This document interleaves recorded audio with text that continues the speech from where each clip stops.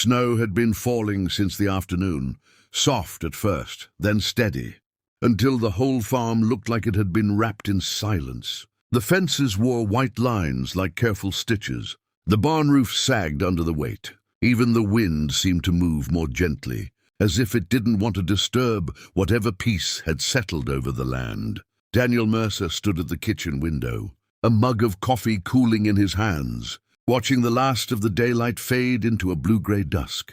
Christmas lights blinked along the porch railing, casting faint reflections on the glass. Inside, the house felt too quiet for a night that was supposed to be full. He hadn't bothered with a tree this year. There hadn't seemed to be a reason. He took a slow sip, grimacing when he realized the coffee had gone cold, and set the mug down. Somewhere beyond the house, the barn door creaked faintly, nudged by the wind. He hesitated, listening. It happened again, a hollow wooden complaint that carried through the stillness. Probably nothing, he muttered to himself, though the words didn't quite convince him. He pulled on his coat, the heavy one that still smelled faintly of hay and old winters, and stepped outside. The cold hit him immediately, sharp and clean, stealing his breath for a second. Snow crunched under his boots as he crossed the yard, the dim glow from the porch fading behind him. The barn loomed ahead, dark, except for a thin sliver of light slipping through the loft window. Daniel frowned. He was certain he hadn't left a light on. For a moment he just stood there, listening to the quiet. Then he pushed the door open, the hinges groaning softly in protest. The familiar scent of hay and wood wrapped around him as he stepped inside, closing the door behind him to keep out the wind. "Hello?" he called, his voice low, cautious. No answer, only the soft shifting of animals in their stalls and the faint whisper of snow against the walls. He moved deeper into the barn, his eyes adjusting to the dim light. The ladder leading up to the loft stood in the corner, and from above he could hear something soft, uneven. Not quite a sound, more like breathing. Daniel's chest tightened. He approached slowly, each step deliberate. The wood creaked under his weight as he placed a hand on the ladder and began to climb. The air grew colder the higher he went, the warmth from the animals below fading away. When his head rose above the edge of the loft, he froze. A young woman lay curled in the hay, her coat wrapped tightly around her, her hair tangled and dusted with bits of straw. Her face was pale, lips slightly parted, her breath shallow and uneven. And against her chest, bundled in layers of worn fabric, was a baby. The child was impossibly small. For a moment, Daniel couldn't move. The world seemed to narrow to that single image. The quiet rise and fall of her chest, the faint, fragile sound of the baby's breathing, the cold that seeped into everything. "Hey," he said finally, his voice barely more than a whisper. "Hey, can you hear me?"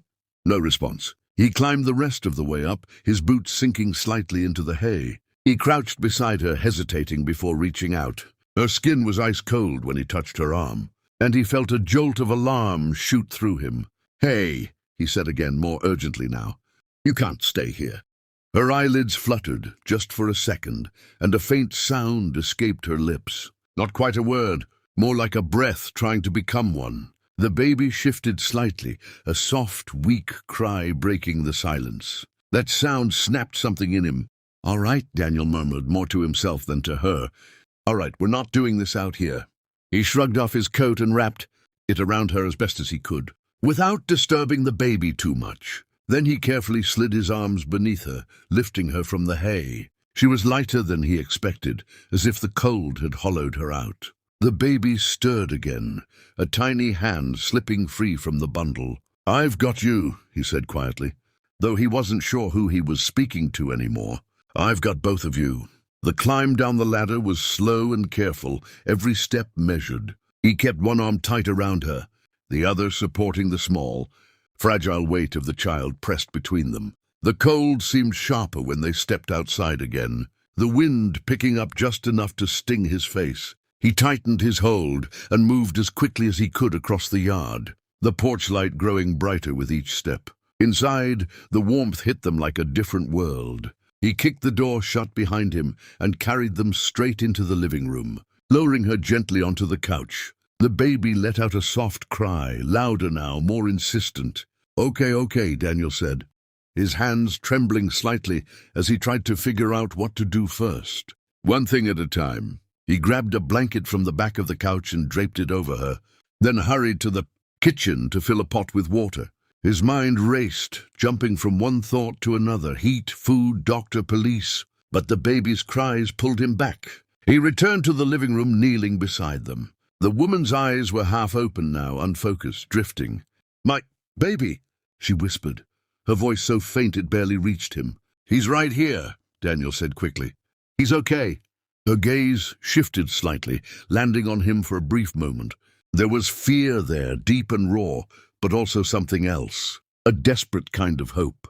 "Please," she said, the word trembling as it left her lips. "I'm not going to hurt you," he replied softly. "You're safe here." The words surprised him as much as they seemed to settle something in her. Her eyes closed again, her body going limp beneath the blanket. Daniel swallowed hard, the weight of the moment pressing down on him. He carefully lifted the baby, cradling the tiny body in his arms. The child's face was red from the cold, eyes squeezed shut as he cried. Daniel adjusted the blanket, tucking it more securely around him. "Hey," he murmured, his voice gentler now. "You've got a strong set of lungs on you." The baby's cries softened slightly, though they didn't stop. Daniel glanced at the woman, then back at the child. "I think we're going to need some help," he said quietly. But even as he reached for his phone, his hand paused. The house, which had felt so empty just an hour ago, was suddenly full. Not of noise, but of something else. Something alive, fragile, uncertain. He looked at the baby again, at the tiny fingers curling against the blanket, at the faint warmth beginning to return to his skin. Then he looked at the woman, lying on his couch, her face softening as the heat slowly reached her. Something shifted inside him.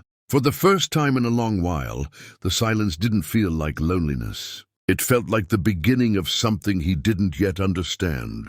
And somehow, on a night that had started like every other, that was enough to change everything.